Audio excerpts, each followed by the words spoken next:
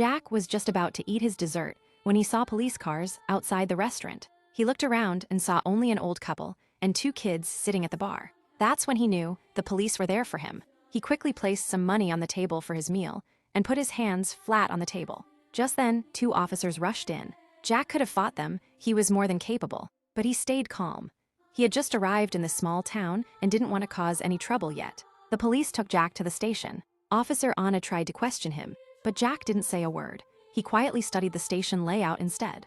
This made the police chief very angry. He shouted and said he would teach Jack a lesson. Before things got worse, a detective named John came in. He asked to speak with Jack privately. In a quiet room, Detective John told Jack that someone had been murdered the night before. The victim had been shot in the back of the head with a handgun. The killer picked up the bullet shell, so there would be no evidence. After the shooting, someone beat up the body badly, then lazily covered it with a piece of cardboard, not even hiding the feet properly. A witness had seen Jack walking near the area that morning. That's why the police thought he might be the killer. Jack finally spoke. "I didn't kill anyone," he said firmly. Then he shared his thoughts about the case. "I think there were 3 people involved," Jack said. "First, a skilled shooter, quiet and careful. That's why they used a silencer and picked up the shell casing. Second, a crazy person who beat up the dead body. Only someone disturbed would do that. And third, a coward, the one who tried to hide the body with a cardboard sheet, but didn't even do it right." Detective John agreed with Jack's thinking, but he still asked,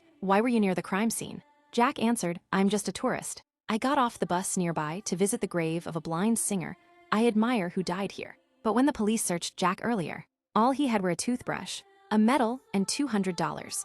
That's all he carried on a journey of over 800 kilometers. Detective John found it strange and decided to lock Jack up for now. Later, the police found a phone number hidden in the dead man's shoe. If the number led them to the real killer, Jack would be free.